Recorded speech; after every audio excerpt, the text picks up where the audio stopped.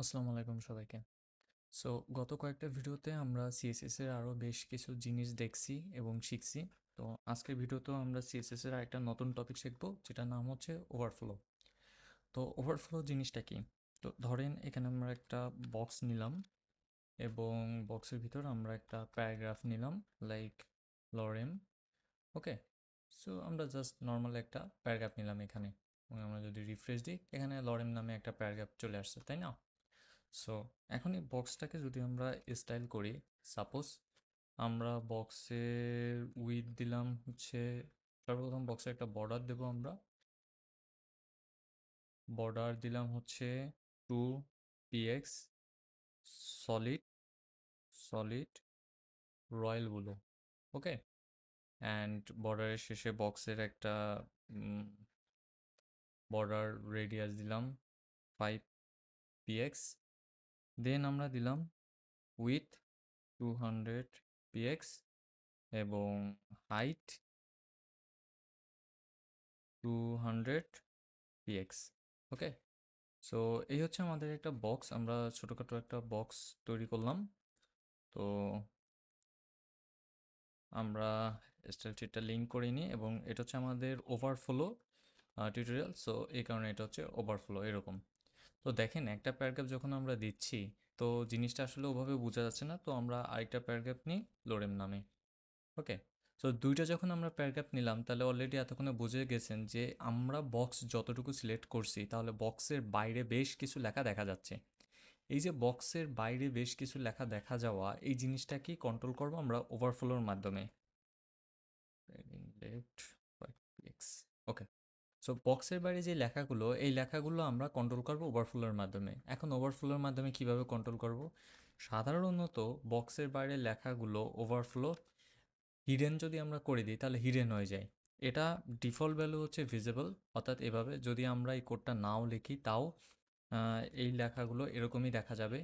এবং এই কোডটা যদি আমরা এভাবে লিখি যে ওভারফ্লো ওভারফ্লো হিডেন, তাহলে দেখেন যে ওভারফ্লো অর্থাৎ এই বক্সের বাইরে যে লেখাগুলো ছিল সেই লেখাগুলো এখন কিন্তু মুছে গেছে।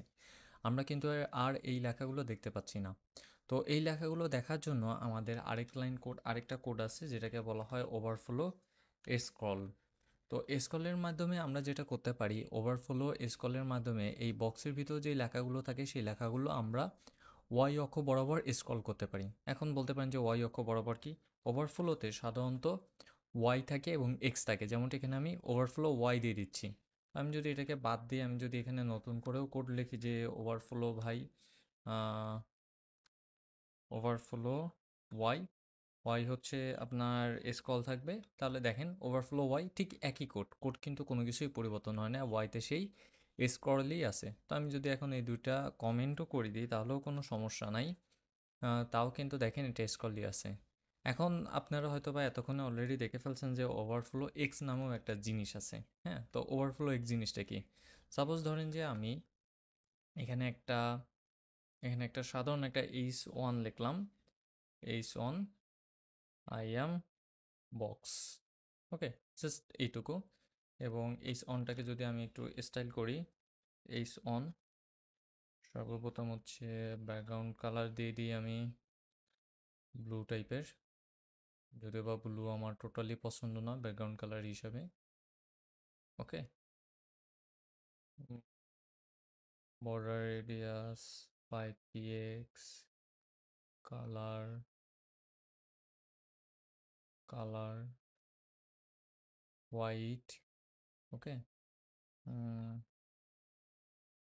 Padding left 5px and width width 200px। Okay, now দেখেন ওভারফ্লো ওয়াই স্কল আছে, বাট এখানে আরেকটা জিনিস আছে, 200 না, আমি এখানে 400 দিয়ে দিই।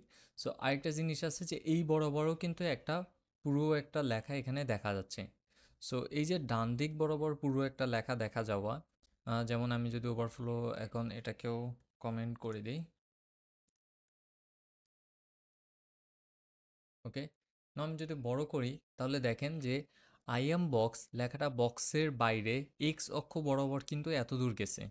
তো এই যে বাম দিক থেকে ডান দিকে যাওয়া, অর্থাৎ এই যে দূরত্বটা বক্সের শেষে এই যে এই দূরত্বটা, এই দূরত্বটা হচ্ছে এক্স অক্ষ বরাবর, এবং নিচের এই দিকে যে দূরত্বটা এটা হচ্ছে ওয়াই অক্ষ বরাবর। দুইটা হচ্ছে দুই দিকটাকে ডিফাইন করে।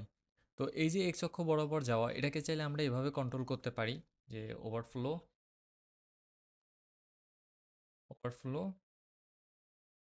এক্স আমরা হিডেন করে দিতে পারি। যদি আমরা হিডেন করে দিই তাহলে এটা হিডেন হয়ে গেল। দেখেন ওভারফ্লো এক্সটা হিডেন হয়ে গেছে। সো আমরা বাম থেকে ডান দিকে স্ক্রল করতে পারতেছি না, কিন্তু উপর থেকে নিচে কিন্তু ঠিকই স্ক্রল করতে পারতেছি। এবং আমরা যদি এটাকে আবার স্ক্রল করে দিই তাহলে ওভারফ্লো এক্সও স্ক্রল হয়ে যাবে।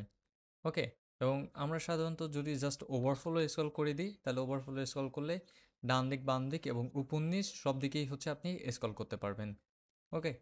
সো এই হচ্ছে আমাদের ওভারফ্লো প্রপার্টি। ওভারফ্লো প্রপার্টি মূলত যেই কাজটা করে সেটা হচ্ছে বক্সের বাইরে যদি কোনো লেখা চলে যায় বা কোনো এলিমেন্ট চলে যায়, সেই এলিমেন্টটাকে সে নিজের মতো করে বক্সের ভিতর স্ক্রলিং ইফেক্ট প্রদান করে। যেমন দেখেন যে আমি একটা লেখা লিখছি, লেখাটার স্ক্রলিং ইফেক্ট, এবং একই সাথে আমি যেই একটা আইএম বক্স নিছি এবং এর উইথ যে এত বাড়িয়ে দিয়েছি সেই উইথেরও একটা স্ক্রলিং ইফেক্ট এখানে চলে আসছে।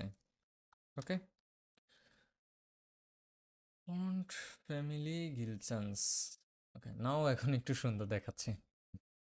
ওকে, তো আজকের ভিডিও এই পর্যন্তই। আল্লাহ হাফেজ সবাইকে, দেখা হবে পরবর্তী কোনো ভিডিওতে বা সেকশনে।